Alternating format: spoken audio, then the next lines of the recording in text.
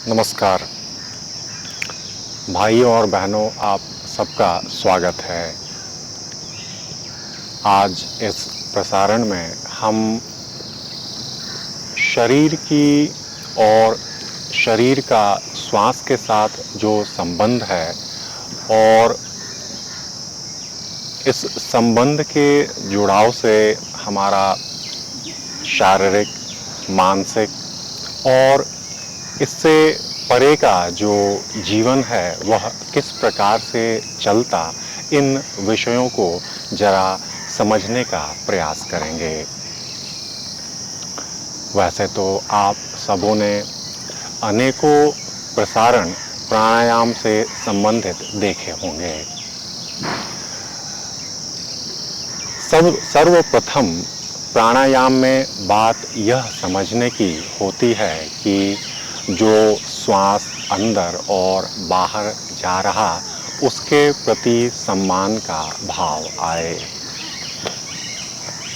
इस सम्मान के भाव के उपरांत ही प्राण का अंदर संचरण और तदुपरांत उसको शरीर के अंदर व्याप्त किस तरह से करते हैं, उसकी इंटेंसिटी को किस तरह से बढ़ाते हैं और उसका सदुपयोग करके शरीर के अलग अलग भागों को किस प्रकार से हम ठीक कर सकते, यह बातें हम आज इस प्रसारण में जानने का प्रयास करेंगे।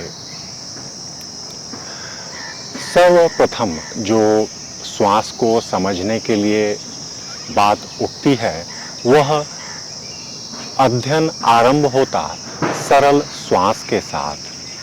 श्वास तो सदैव अंदर आ रहा और सदैव शरीर से बाहर उसका निष्कासन चल रहा, लेकिन इसको और इसके प्रभाव को समझने के लिए यदि दृष्टि किसी एक जगह पर स्थिर कर दिया जाए और उसके उपरांत सरल श्वास के ऊपर हम जरा ध्यान दे लें, तो इसका त्वरित प्रभाव हमारे मन, मस्तिष्क और स्वास्थ्य के ऊपर पड़ता है। इसके ऊपर रहने से हम श्वास को गहरा, खुद ब खुद यह सब प्रक्रिया और उसकी प्रतिक्रियाएं आने लगती और इस गहराई से हमारे अंदर जो ऑक्सीजन की मात्रा शरीर को चाहिए, जिससे कि मन उत्साहित रहे और शरीर के अंदर कर्मठता का भाव कभी भी कम न हो, यह सब बातें होने लगेंगी। तो इसको किस तरह करना चाहिए, उसके अंदर जो सबसे महत्वपूर्ण बात है वह है दृष्टि। दृष्टि किसी एक जगह पर स्थिर कर हम शरीर को आराम की स्थिति में ले जाकर बैठते हैं। उसके बाद स्वतः ही हम देखेंगे कि हमारा जो फेफड़ा, लंग्स है, वह मूव कर रहा ऊपर और नीचे। श्वास के अंदर आने के साथ वह ऊपर उठता और श्वास के बाहर जाने के साथ वह नीचे जाता। इस क्रिया को इस स्थान पर देखते रहना होगा। दृष्टि बाहर केंद्रित, अपितु अंदर ध्यान लंग्स के मूवमेंट पर। थोड़ी देर 30 सेकंड से 1 मिनट तक यदि हम इस जगह स्थिर रहेंगे, तब हम देख पाएंगे कि वायु का विस्तार हो रहा। धीरे धीरे अंदर जो श्वास आ रही, वह अपना दायरा बढ़ाते हुए गले तक, और जो श्वास नीचे की तरफ जा रही थी, वह लंग्स के निचली भाग से पेट के निचले भाग तक व्याप्त होने लगे। जहां जहां यह श्वास प्रवेश कर रहा और हम उस स्थान पर ध्यान कर पा रहे और उसको देख पा रहे, वहाँ ऑक्सीजन के प्रभाव से उसके अंदर जो भी समस्याएं या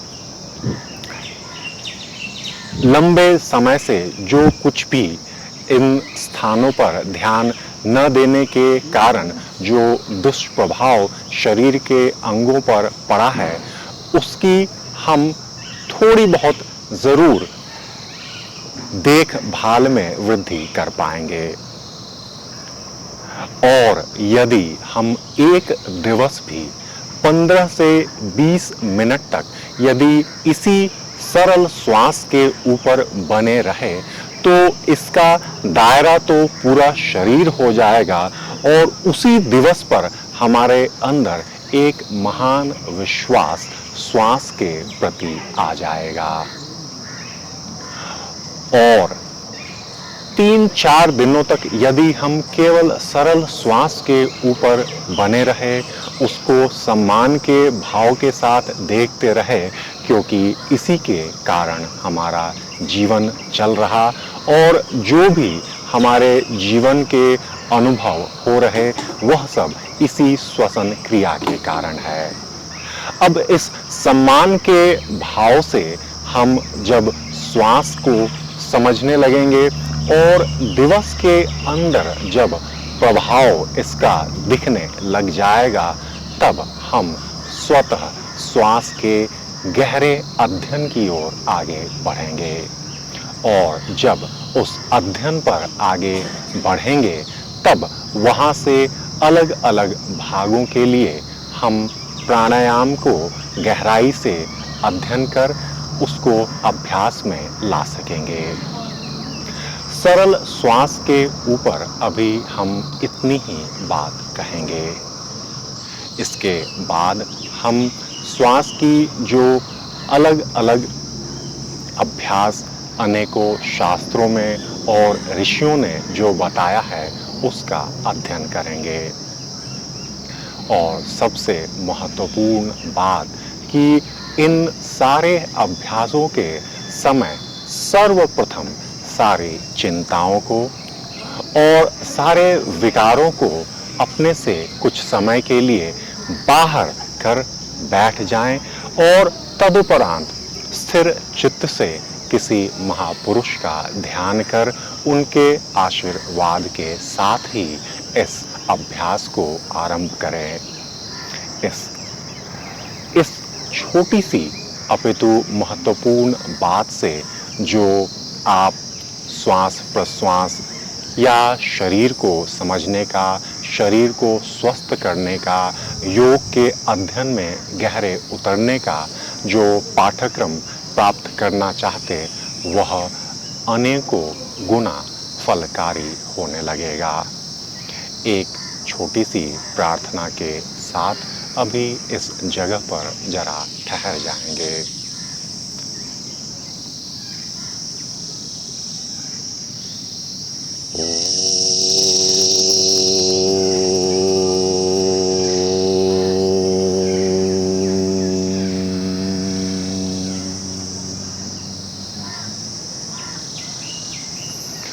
गुरुर्ब्रह्मा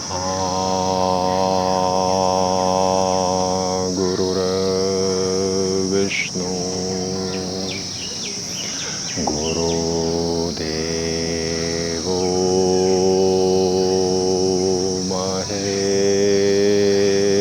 महेश्वरः गुरु साक्षात् परब्रह्म तस्मै श्री गुरवे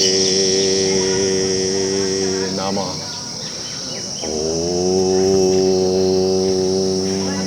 शांति शांति शांति।